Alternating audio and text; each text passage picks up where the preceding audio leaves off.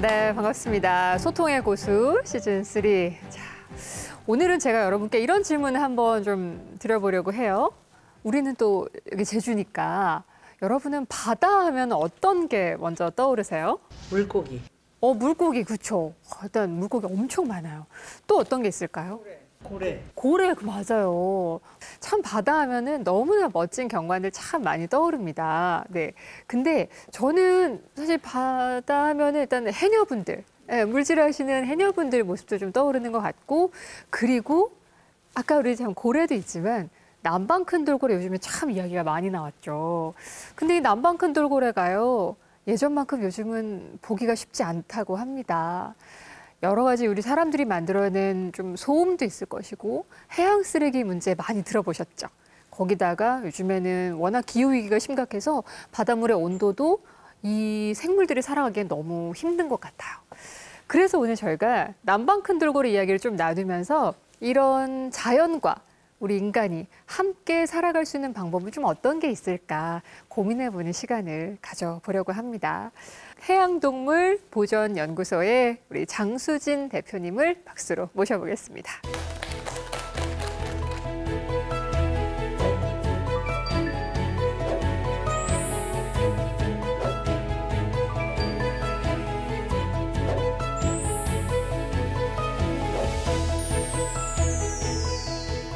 일단 화면을 보시면 바다가 보일 겁니다. 제가 굉장히 좋아하는 바다의 장면인데 이게 너무 아름다운 풍경이어서도 아니고 바다가 너무 광대해서도 아니고 사실 저는 저 안에 얼마나 많은 다양한 생물들이 살고 있을지 하는 기대감을 좀 항상 가지고 보게 되거든요.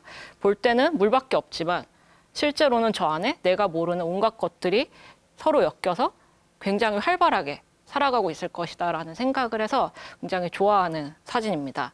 그리고 그 제주 바다에는 아까도 말씀해 주신 것처럼 돌고래가 살고 있습니다. 실제로 제주 바다에 살고 있는 저 돌고래를 찍은 사진이고요. 저는 그 돌고래 그리고 돌고래를 비롯한 해양 포유류나 바다 거북을 연구하는 행동생태학자 장수진이라고 합니다.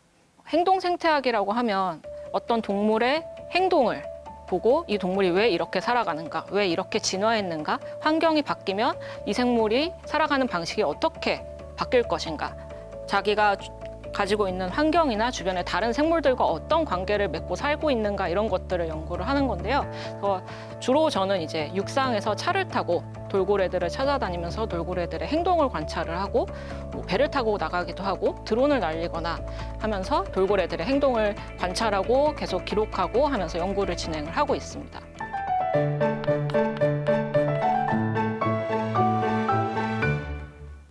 지금 보시는 게 남방 큰 돌고래입니다. 우리가 평소에 생각하는 돌고래라고 떠올릴 때 가장 흔하게 쉽게 떠올릴 수 있는 모습인데요.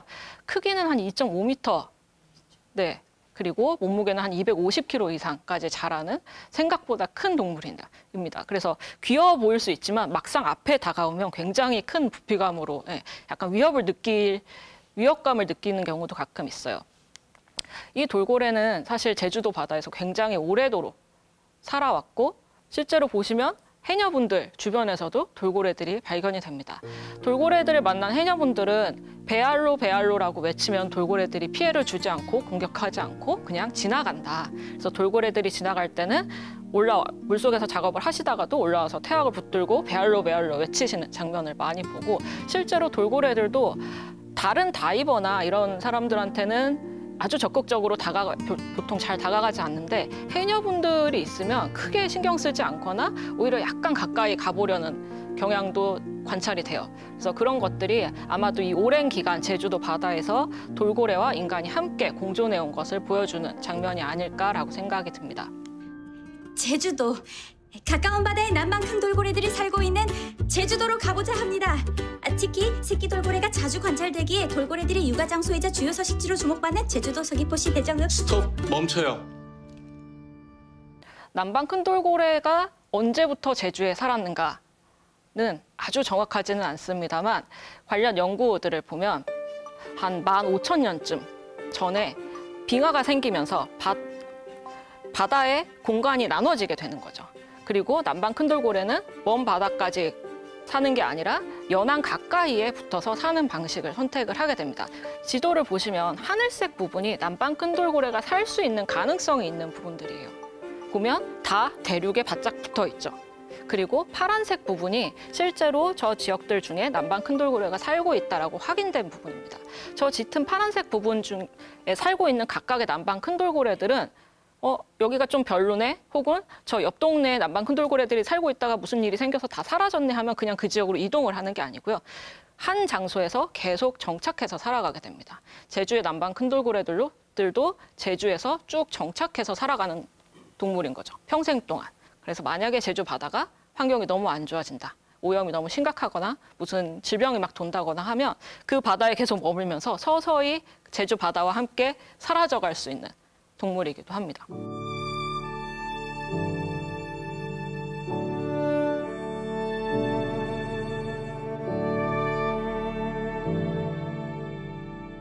제주도에서는 특히 남서쪽과 북동쪽 연안이 남방 큰돌고래의 핵심 서식지입니다. 전체 서식지에 비해서 이 핵심 서식지의 비율은 한 20%에서 22% 정도라고 저희가 파악을 하고 있습니다. 하루 중에 40% 이상을 먹이 활동을 하는데 사용을 합니다. 그래서 굉장히 활발한 먹이 활동을 하는 동물이에요. 남방 큰돌고래가 이 활발한 먹이 활동을 하는 이유 중에 하나는 굉장히 다양한 먹이를 먹기 때문이긴 합니다. 우리는 그걸 제너럴리스트라고 불러요. 한 가지 특별한 먹이를 먹는 게 아니라 다양한 종류의 먹이를 먹는 제너럴리스트라고 부르는데요. 남방 큰돌고래가 먹이를 먹을 때는 사람처럼 밥상을 펼쳐놓고 밥을 먹다가 언제나 중간에 멈춰서 전화를 받고 온다던가 할 수 있는 상황이 아닌 거를 연상을 하실 수 있겠죠. 남방 큰돌고래가 먹이를 먹을 때는 처음에 찾아야 합니다. 이 바다에서 내가 먹을 수 있는 먹이가 무엇인가? 바닥을 뒤져야 할지, 바위 틈을 뒤져야 할지, 빠르게 움직이는 애들을 쫓아야 할지, 저 먹이를 찾아야 하고요. 찾아서 쫓아가서 사냥을 하고 입 목구멍으로 넘기는 것까지가 이루어져야만 먹었다라고 할 수 있는 거죠. 중간에 어느 단계에서 목구멍으로 넘기기 전에 이게 끊기게 된다면 찾는 것부터 다시 해야 되는 상황인 거예요. 우리는 숟가락 내려놓고 다시 들면 되지만 사실은 얘는 밥을 차리는 것부터 완전히 다시 해야 되는 거죠. 그래서 이 먹이를 먹는데 생각보다 시간이 굉장히 많이 들어가게 됩니다. 그리고 이 친구들은 수중에 살고 있어요. 그래서 혹시 물에 가끔 들어가 보시나요? 네. 들어가 보신 적 있으시죠? 그러면 시야가 공기 중만큼 좋지 않아요. 네, 그렇게 안 좋은 시야 안에서 내가 먹이를 어떻게 찾아야 할지, 어떻게 따라가야 할지 조금 멀어지면 안 보일 수 있는데, 그래서 이 돌고래들이 사용하는 방법이 반향정이라는 겁니다. 박쥐의 초음파로 많이 이 반향정에 대해서 들어보셨을 수 있는데, 소리를 사용을 해서 주변 환경을 탐지하는 방식입니다. 그래서 제가 소리를 하나 들려드릴 건데요. 네, 이게 돌고래가 내는 소리고요. 이 드드드드드득 하는 이 소리를 외부로 방출을 해서 소리가 어디에 맞고 부딪혀서 돌아올 때 이 인간은 감지하기 어려운 이 미묘한 차이를 바탕으로 주변 환경이 어떤 방식으로 이루어져 있는지, 어느 정도 거리 안에 먹이가 있고 그 먹이가 나로부터 벗어나는지 아니면 다가오고 있는지, 형태는 어떻고 크기는 어떤지 이런 것들을 파악을 할 수 있어요. 그래서 이런 지금은 제가 들려드린 소리는 사실 인간이 들을 수 있는 범위만 들으셨겠지만 주파수가 굉장히 고주파 영역까지 포함이 되어 있어서 인간이 보통 2만 헤르츠까지 들을 수 있다고 하거든요. 돌고래가 사용하는 이 반향정에는 150kHz, 그러니까 15만 헤르츠까지를 포함합니다. 그래서 인간이 듣지 못하는 소리의 영역까지를 사용을 해서 주변 환경을 인지하고 생활할 수 있게 되는 거죠. 그리고 이렇게 소리를 먹이를 찾고 주변 환경을 인지하는 데만 사용을 하는 게 아니라 의사소통을 하는 데도 사용을 합니다. 지금 보시는 화면은 저희가 남방 큰돌고래의 소리를 녹음한 화면인데요. 소리를 연구하고 분석을 할 때 보통 듣고 할 거라고 생각을 많이 하시지만 듣고 하면 시간이 너무 많이 걸리고 돌고래가 아까도 말씀드린 것처럼 인간이 듣지 못하는 영역의 소리도 사용을 하기 때문에 듣고 한다기보단 이렇게 그래프 형태로 바꿔서 눈으로 보고 돌고래의 소리를 분석을 하게 됩니다. 그래서 지금 저 짙은 선들이 돌고래들이 내는 휘슬 소리라는 거예요. 휘익휘익하는 휘파람 소리랑 굉장히 비슷한 소리가 나고요. 그런 것들을 사용을 해서 돌고래들이 다른 돌고래들과 의사소통을 할 수 있습니다. 왜냐하면 조금 이따 말씀을 드리겠지만 돌고래들은 무리를 지어서 살아가고 있거든요.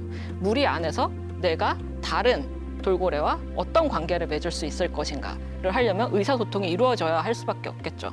근데 돌고래들은 자기들끼리 소리를 내고 이러면서 물속에서 만나서 구별을 하지만 인간인 저는 돌고래들을 그렇게 구별을 할 수가 없습니다. 그래서 저희가 연구를 할 때 돌고래들을 구별하는 방법 중에 하나가 저렇게 등지느러미의 사진을 찍는 건데요. 네, 등지느러미의 사진을 찍어서 얘가 누군지를 각각의 개체를 식별을 할 수 있는 거죠. 그러면 얘가 오늘 남서쪽에서 나왔는지, 북동쪽에서 나왔는지, 그 다음 날은 어디서 나왔는지, 누구와 함께 다니는지 이런 정보들을 저희가 연구 과정에서 얻을 수 있게 되는 가장 기초적인 데이터이기도 합니다.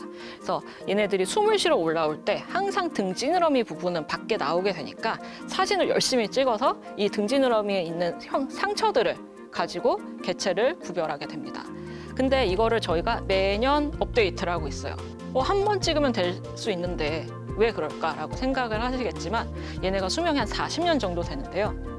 처음 태어났을 때는 등지느러미에 상처가 없어요.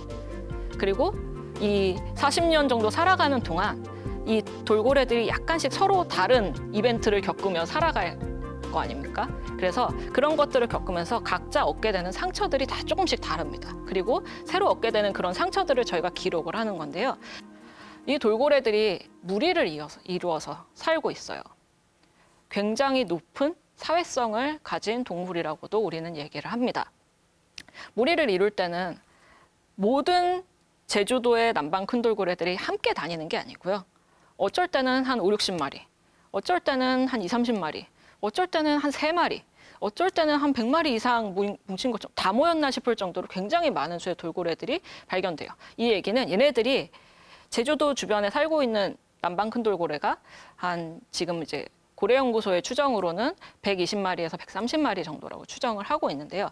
이 돌고래들이 목적에 따라서 아니면 자기네들이 가진 어떤 의도나 친분에 따라서 계속 무리를 만들었다가 깨쳤다가 다시 다른 방식으로 무리를 만들었다가 하면서 다니게 됩니다. 엄마랑 새끼들이 양육을 하기 위해서 끼리끼리 모이는 경우도 있고요. 친한 개체들끼리만 모이는 경우도 있고요. 내가 사냥을 할 때 한 마리씩 있는 먹이를 잡을 때는 각자 다녀도 되는데 군집성 먹이, 뭐 멸치나 고등어, 떼 같은 것들을 다 같이 사냥을 할 때는 수십 마리가 한꺼번에 같이 사냥을 하기도 하거든요. 그래서 그런 복잡한 무리의 구성이 계속 바뀌는 걸 저희는 이합집산이라고 하고요. 이런 이합집산을 하는 무리의 구성을 계속 바꿔가는 이런 것에는 사회성이 관련이 되어 있어요. 이런 사회성의 바탕이 되는 것은 이 기억 능력에 기반을 하고 있습니다. 영국에서 이루어졌던 큰 돌고래를 바탕으로 이루어졌던 한 연구에 따르면 수족관에서 아주 어릴 때 헤어진 돌고래들이 20년이 지나도록 서로를 기억하고 있었다고 해요. 소리를 들려줬을 때 이 소리에만 유독 반응을 했는데 그게 마침 20년 전에 나와 어릴 때 같이 수족관을 썼던 돌고래였던 거죠. 굉장히 긴 장기 기억 능력을 가지고 있고 그러다 보니 다른 돌고래와 어떤 관계를 맺을 것인가를 계속 생각을 하고 관계가 바꿔질 수밖에 없습니다. 내가 이타적으로 그냥 계속 친하게 지내던 다른 돌고래를 그냥 마냥 도와줄 것인가?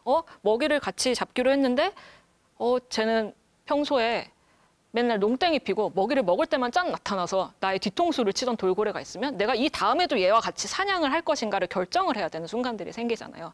그런 것들이 돌고래의 기억 능력을 바탕으로 이루어집니다.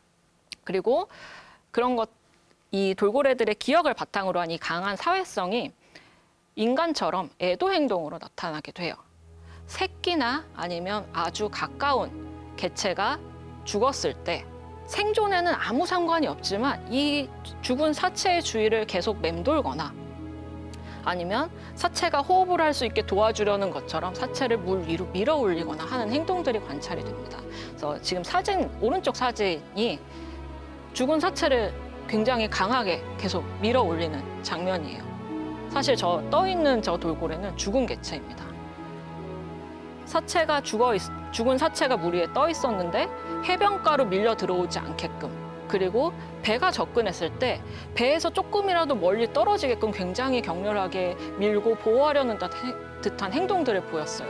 그리고 지금 저 케이스의 경우에는 그런 행동이 3일 이상이었습니다.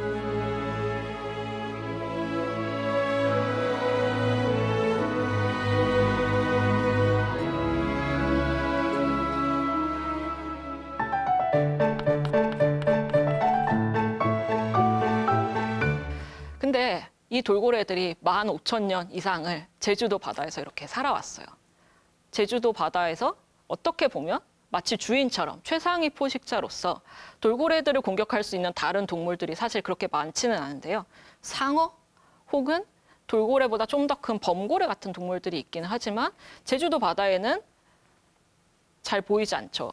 강력한 생물처럼 15,000년 이상을 살아온 이 생물이 요새 굉장히 급격한 변화를 맞고 있습니다. 이제는 바다를 인간의 바다라고 불러야 한다고 저는 생각을 하는데요. 거기서 생존의 문제에 직면을 하게 된 거죠. 가장 큰 문제는 해양 쓰레기입니다. 한 해에 바다에 버려지는 쓰레기가 한 14만 5천 톤 정도 된다고 해요. 바닷가에 나가보시면 지금 사진에 보이는 것처럼 그냥 갯바위에 폐어구들 막 걸려져 있는 경우 너무 쉽게 보실 수 있을 거고요. 바다에 버려진 비닐이나 줄 같은 쓰레기들을 해조류 대신 몸에 걸고 다니기도 합니다. 근데 문제는 돌고래는 꼬리를 위아래로 쳐서 추진력을 얻어서 이동을 하거든요. 후진이 불가능합니다. 그래서 저런 비닐을 걸고 해조류를 갖고 놀듯이 즐겁게 놀았는데 그런 쓰레기에 고리가 있다거나 몸에 감겼을 때 얘네가 풀지 못하는 상황이 생기는 거예요.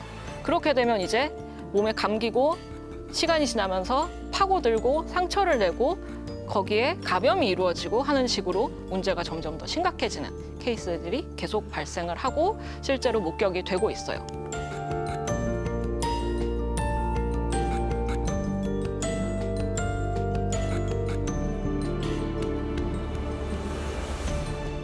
첫 번째 사진은 저희가 연구를 하면서 처음 발견을 했고 죽지 않을까라는 생각을 처음 가지고 오래 살았으면 좋겠다라는 이름으로 오래라고 이름을 붙여준 오래라는 돌고래인데요. 보시면 좀 이상한 부분이 있습니다. 혹시 뭔지 보이시나요? 또 자유롭질 못한다.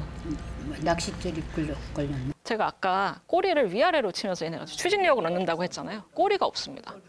야생에서 발견된 꼬리가 없는 돌고래들이 거의 죽어요. 그리고 저 올해의 경우에는 꼬리의 단면에 상처를 봤을 때 폐어구나 낚시 쓰레기 같은 어떤 줄이 감겨서 빠른 시간에 꼬리가 탈락이 된 것으로 보입니다. 그래서 너무 당연하게 죽을 거라고 생각을 했어요. 근데 얘가 지금까지도 살아있습니다. 2009년에 처음 발견이 돼서. 전 세계에서 꼬리가 없는 채로 발견이 돼서 구조된 케이스들이 드물게 2억 건 있어요. 미국이나 일본에서 있는데 그렇게 발견이 된 돌고래들은 수족관에 가서 인공꼬리를 달아주는 시술을 받기도 합니다. 근데 인공꼬리를 달고 나서 바다에 다시 풀어주면 되지 않나라고 생각을 하지만 사람이 의수나 의족을 달 때도 이거를 평생 하나를 계속 차고 있을 수도 없잖아요. 주기적으로 관리를 해줘야 되고 내 몸의 상태가 바뀌면 그거에 맞춰서 조정을 해줘야 되기 때문에 돌고래들의 인공꼬리도 그런 문제가 있어서 그렇게 구조된 개체들은 다 수족관에서 생을 마감을 했습니다. 그리고 야생에서 꼬리가 없는 채로 발견이 되고 최소 몇 년 이상 생존한 것으로 확인된 최초의 케이스이기도 합니다. 그 아래쪽에 있는 2장의 사진은 처음에 낚싯줄이 등지느러미 얽히기 시작했을 때의 사진과 한 달 뒤의 사진이에요. 그 낚싯줄을 벗어내지 못하고 몸에 감기기 시작을 해서 등지느러미가 파여 들어가는 걸 볼 수 있죠. 저런 식으로 저렇게 감긴 쓰레기, 줄 이런 것들이 돌고래의 신체 일부를 절단을 시키거나 아니면 그거에 비롯해서 돌고래들을 사망에 이르기까지 연결이 되기도 합니다. 작년에 굉장히 뉴스에 많이 등장했던 개체 중에 한 마리는 처음에 주둥이에 낚싯바늘이 걸려 있었고요. 몸 앞쪽부터 꼬리 쪽까지 이어진 굉장히 긴 낚싯줄을 가지고 살다가 저희가 2번의 그 꼬리 쪽에 있는 줄을 절단을 해주는 시도를 했었는데요. 그 이후에 추가로 낚시 바늘이 한 번 더 걸리기도 했고요. 마지막에 죽기 전에는 지금 마지막 사진을 보시는 것처럼 추가로 낚싯줄이 더 걸려서 그 낚싯줄이 온몸을 칭칭 감은 채로 발견이 됐습니다.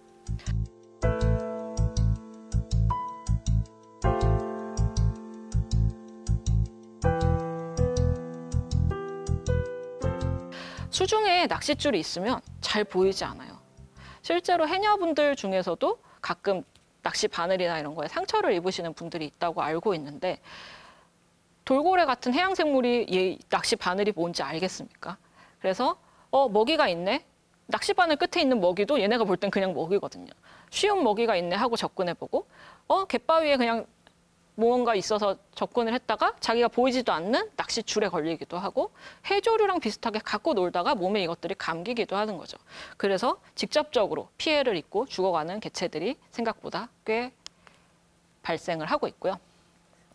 지금 보시는 이 상처들, 왼쪽에 있는 4개의 사진이 제주도에서 발견된 선박 충돌에 의해 상처를 입은 개체들의 등지느러미 사진입니다. 돌고래가 아까 250kg 정도 된다고 말씀을 드렸는데요. 실제로 이 돌고래에게 저 정도 상처를 입힐 수 있는 것이 없어요. 인간이 만들어낸 무언가를 제외하면 저렇게 상처를 입힐 수 없는 것들이 없는데 가끔 이상한 상처를 왜 저렇게 큰 걸 어디서 다쳐서 온 거야 싶을 정도로 이상한 상처를 가지고 있는 개체들이 있습니다. 선박 밑에 프로펠러가 돌아갈 때 선박에 접근했다가 미처 피하지 못하고 충돌을 하는 경우인 거죠. 등지느러미에 상처가 있는 건 오히려 다행이에요.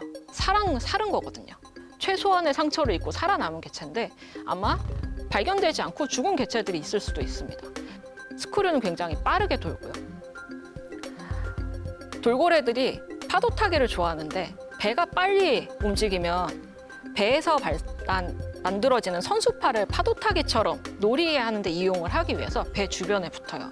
근데 우리는 돌고래를 보면서 따라왔다, 즐거운가 보다 하고 생각을 할 수 있지만 돌고래는 막상 물속에서 재밌는 파도가 있네라고 생각을 하지 그 위에 있는 배가 속도를 줄일지 속도를 올릴지 지금 속도를 유지를 할지 방향을 바꿀지를 전혀 예측하지 못하는 상태에서 그냥 접근을 한 거잖아요. 그래서 갑자기 선박이 속도를 바꾸거나 방향을 전환할 때 예측하지 못하는 상황에서 스크류랑 부딪힐 수 있는 상황들이 발생을 하는 거죠. 특히 호기심이 많은 개체들, 선박에 겁이 없이 다가가는 개체들일수록 이런 상처를 입기 더 쉬워집니다. 그래서 배들이 움직일 때는 우리는 위에서 돌고래를 보고 돌고래에 맞춰서 움직여주는 시도를 할 수 있지만 돌고래들은 그걸 전혀 못하잖아요. 그래서 우리가 적정거리를 어떤 방식으로 지켜야 하는가에 대한 전 세계적인 약간 약속 같은 것들이 있습니다. 돌고래의 진행 방향을 방해하지 않고 돌고래 주변에서 속력을 줄이고 혹은 돌고래에 너무 많이 가까이 갔을 때는 아예 엔진을 끈다거나 제자리에 멈춰서서 돌고래들이 지나갈 때까지 기다리는 방식인데요. 돌고래 주변에 최소 50m 이내에는 접근을 하지 말고 해외에서는 어미와 새끼가 있을 경우에는 100m 안으로 접근하지 말라는 규정이 있는 곳들도 있어요. 그래서 이런 것들을 바탕으로 보통 돌고래들이 있는 지역에 돌고래 선박 관광 규정이 만들어집니다. 한국에도 돌고래 선박 관광 굉장히 활발하게 특히 제주에서 이루어지고 있죠.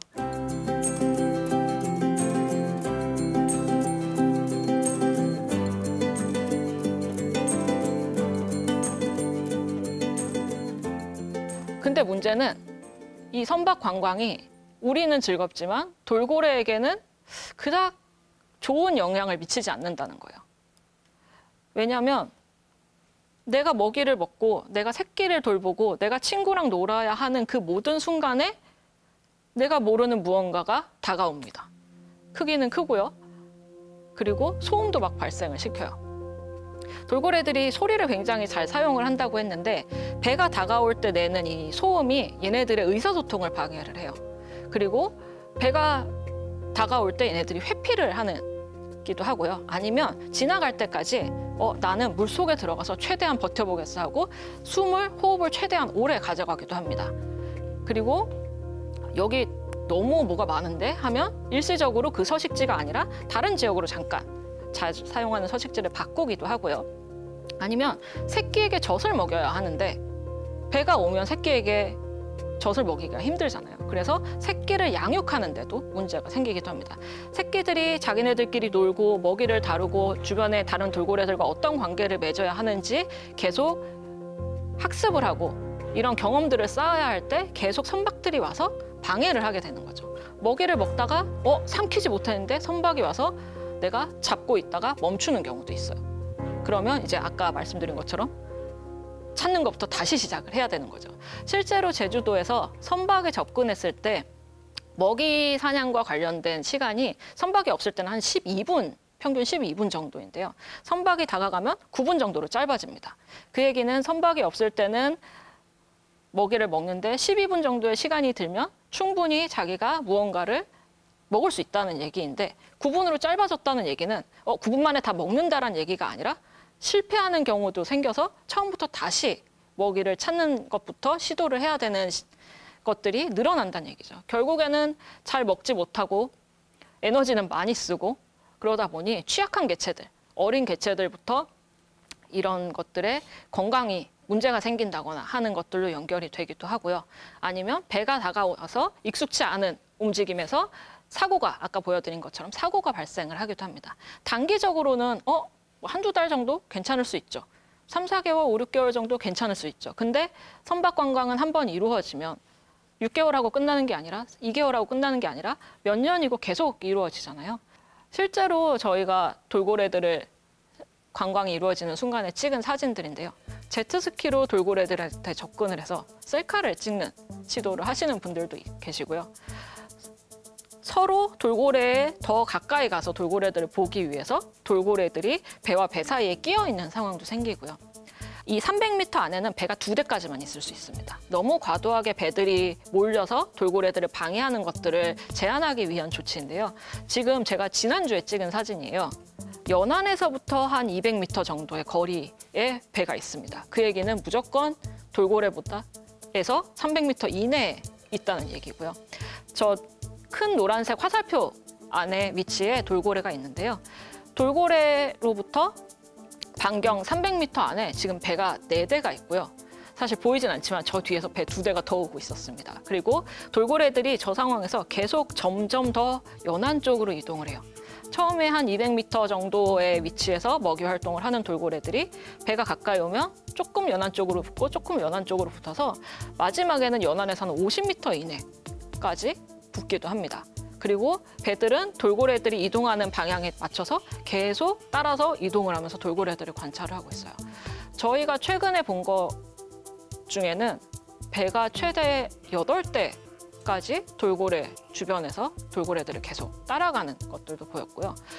선박 관광을 금지시킬 수는 없더라도 최소한 이 원래 바다에서 살아가고 있던 돌고래들에게 피해를 주지 않는 방향으로 진행이 되어야만 우리도 이 선박 관광을 이용해서 돌고래들이 어떻게 살아가는지 조금 더 오래도록 잘 볼 수 있지 않을까 하는 생각을 하고 있고요.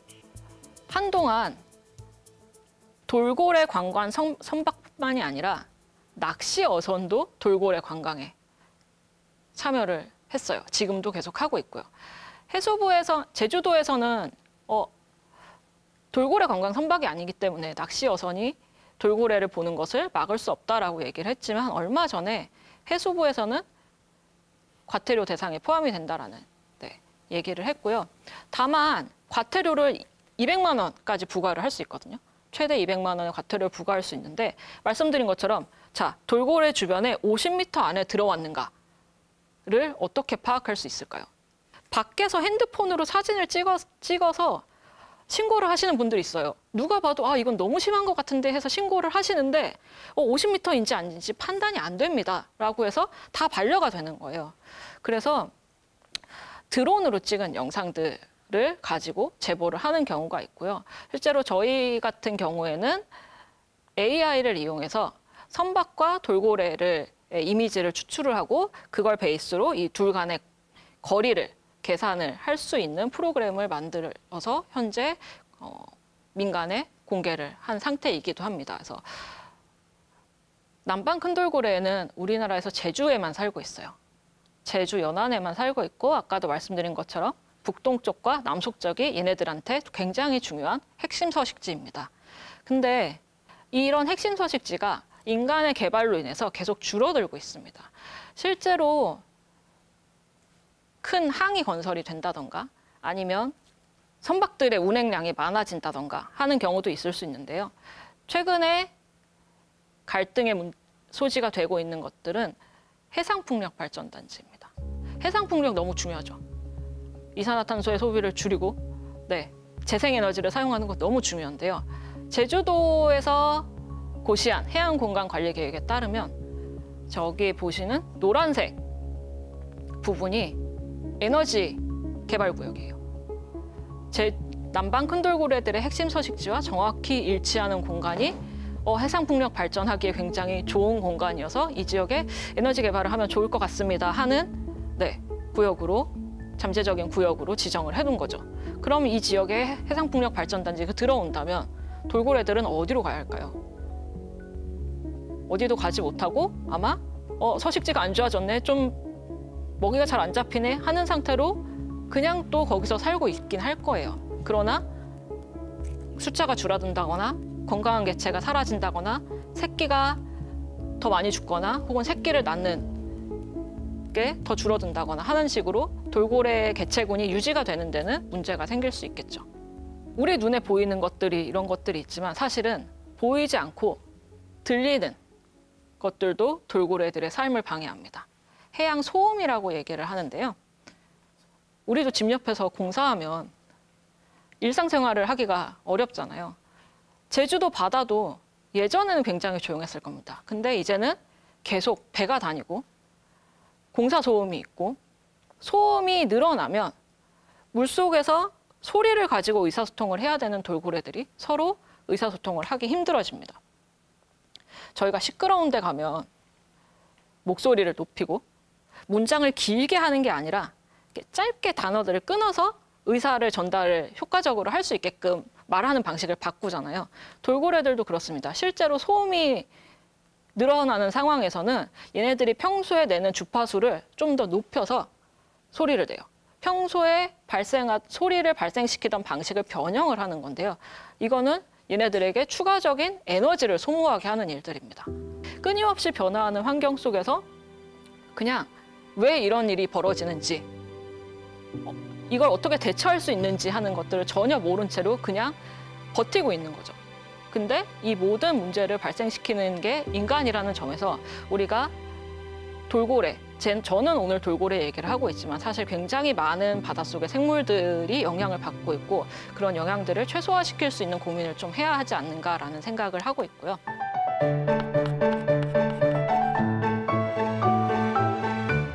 남방 큰돌고래는 제주도의 최상위 포식자입니다. 이 연안 생태계의 건강성을 보여주는 지표종이기도 해요.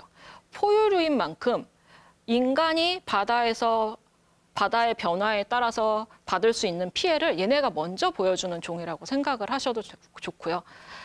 제주도의 해양 생태계의 균형을 맞춰주는 종이라고 생각을 하실 수도 있습니다.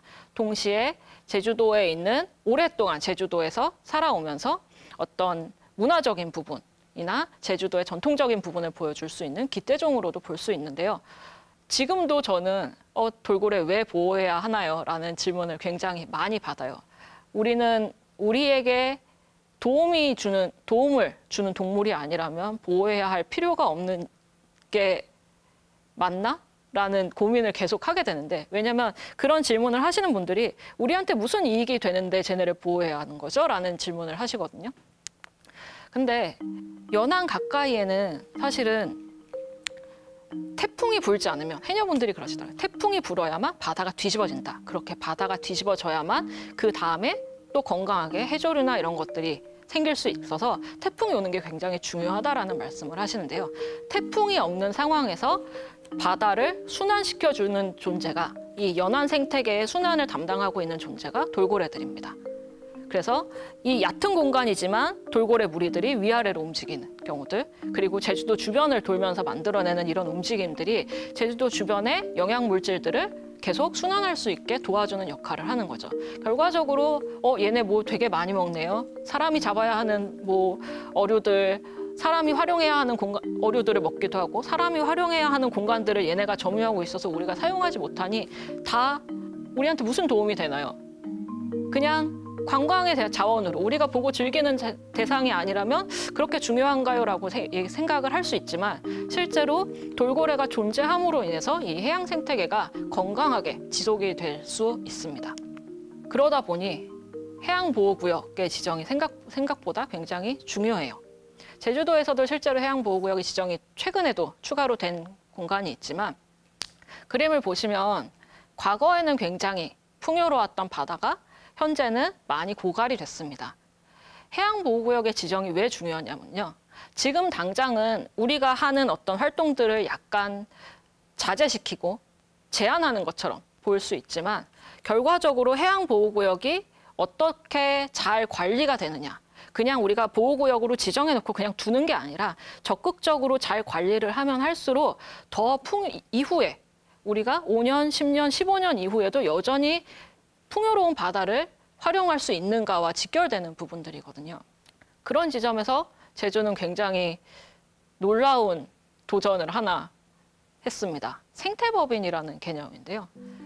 회사를 법인체라고 하잖아요.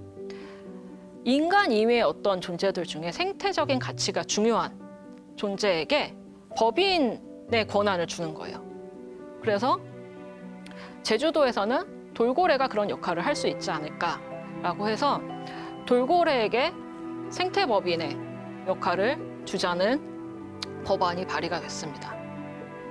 그렇게 되면 돌고래들이 무작정 돌고래들의 서식지가 파괴되는 상황들에 대해서 뭐 직접 할 수는 없겠지만 물론 인간이 그거에 대해서 연구를 하고 관리를 하는 노력들이 필요하겠지만 어쨌거나 그런 상황들을 맞닥뜨리게 되면 이게 문제입니다라고 문제 제기를 할 수 있는 상황들이 생기는 거죠. 이건 돌고래들한테 권리를 주는 거에서 중요하다기보다는 우리가 자연을 어떤 방식으로 보는가, 그냥 단순히 이용을 해야 할 대상으로 보고 있는지 아니면 같이 살아가야 할 대상으로 보고 있는지에 대한 관점, 굉장히 근본적인 관점의 문제일 수도 있어서 생태법인의 제도가 발의가 됐고 잘 정착을 할 수 있었으면 좋겠다는 생각을 하고 있습니다. 제주도에 있는 남방 큰돌고래들이 오래 살아온 만큼 제주도에서 제주도민과 더 오래도록 잘 살아갈 수 있는 상황이 앞으로 잘 조건이 마련이 됐으면 좋겠습니다. 긴 시간 들어줘서 감사합니다. 네, 오늘 남방 큰돌고래 이야기를 들어봤는데 좀 한편으로는 마음이 좀 아프기도 하고 우리가 반성도 좀 되고 그런 시간들이 있었던 것 같습니다. 근데 저는 몰랐었어요. 남방 큰돌고래가 제주의 사실 뭐라 그래야 되죠? 토박이었네요. 네, 그래요. 근데 오늘 참 우리의 이 수많은 변화 속에서 이 친구도 참 힘들게 정말 아등바등 살아가고 있었겠구나라는 생각이 좀 들면서 글쎄요, 우리가 좀 어떤 역할을 해야겠다라는 것도 좀 같이 공감을 해보셨을 것 같습니다. 자, 그리고 오늘 장수진 대표님이랑 오늘 이제 강연에서는 조금 다루지 않았던 그런 좀 이야기들 더 나누어 볼 텐데 오늘도 역시 5개 키워드가 준비되어 있습니다.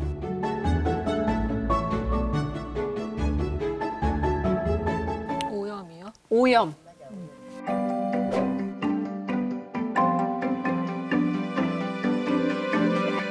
일단 해양에서 발생이 되는 모든 쓰레기가 해양에서 버려지는 것도 있고 육상에서 해양으로 투기가 되는 경우도 있을 수 있는데 육상 쓰레기가 비가 많이 오거나 해서 해양으로 흘러 들어가는 경우도 있어요.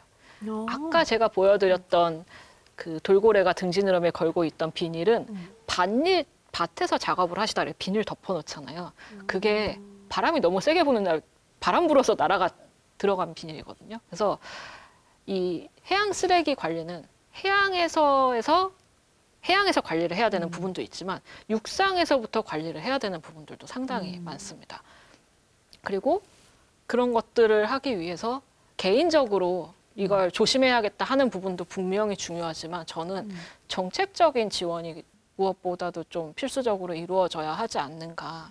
이게 모두 다 개인의 잘못이다. 네가 이거 버리지 말아라. 이런 식으로 접근한다기보다는 그건 당연히 가져야 되는 태도이나 조금 더 큰 관점에서 우리가 이거를 어떻게 줄일 수 있고 어떻게 관리할 수 있는가.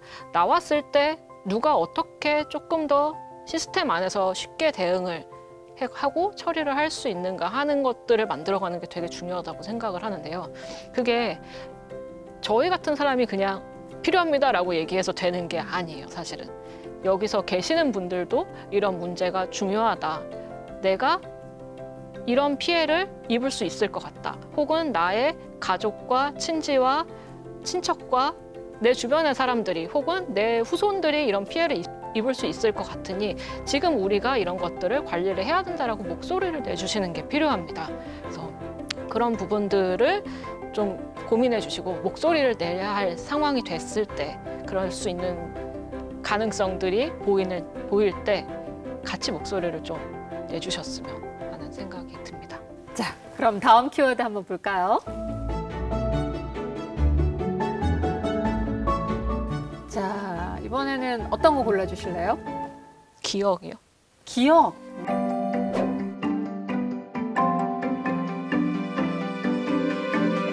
가장이 너무 어렵기는 한데요. 제가 아까 강연에서 보여드렸 애도를 얘기하면서 보여드렸던 사진을 찍었던 순간이 여러 강렬한 기억들 중에 하나거든요. 저는 이제 돌고래를 좀 연구 대상으로 접근을 하는 입장이고 그러다 보니까 이 연구 대상이 그 감정이입을 잘 하지 않아요.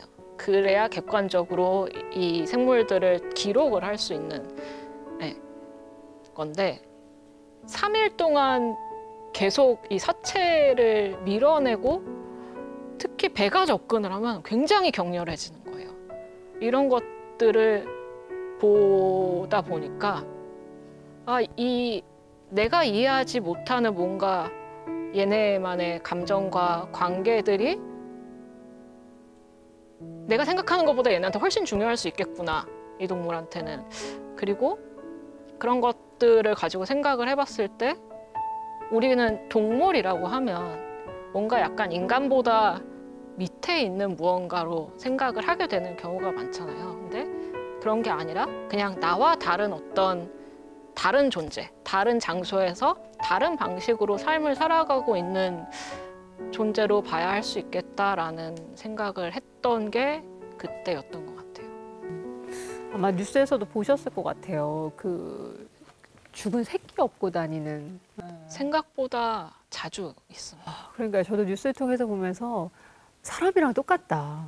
새끼가 이제 죽었으니까 그 어미가 계속 업고 다녀요. 등에 태워서. 처음에 새끼가 태어나면 호흡을 잘 못해요. 왜냐면 바다에 처음 떨어진 거잖아요. 엄마 뱃속에 있다가. 그러니까 주변에 있는 어른들이 새끼를 이렇게 올려서 호흡할 수 있게 해주고 또 못 내려가면 이렇게 눌러서 내려보내주기도 하고 이러거든요. 그래서 그런 것들을 좀 도와주다 보면 새끼가 이제 자기 움직임에 좀 익숙해지고 자기가 호흡을 좀 더 할 수 있게끔 이렇게 되는데 처음 태어났을 때 새끼가 죽으면 어미들이 죽은 걸 인지를 할 수 있다라는 얘기도 있어요. 근데 그 현장에서 정말 죽은 걸 인지를 했는지 아닌지는 모르죠. 모르지만 이 새끼를 계속 이렇게 올리려는 시도들을 하는 걸 보면 좀 안타까운 생각이 드는 순간들이 좀 있습니다. 이야기를 나눌수록 조금 미안한 마음이 들어요. 그렇죠. 네. 자, 그럼 이번에는 세 번째, 마지막 키워드 하나 또 좀 골라보실까요? 사라짐이요? 사라짐.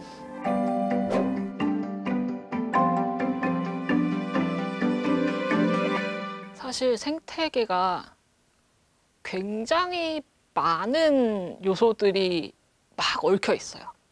이 하나의 한 동물이 다른 생물과 하나의 관계로만 이어져 있는 게 아니라 이게 막 얽히설기 막 얽혀져 있어서 어떤 종 하나가 사라진다고 발생한 어떤 현상이 이것 때문이다라고 명확하게 얘기하기는 되게 힘든 게 사실입니다.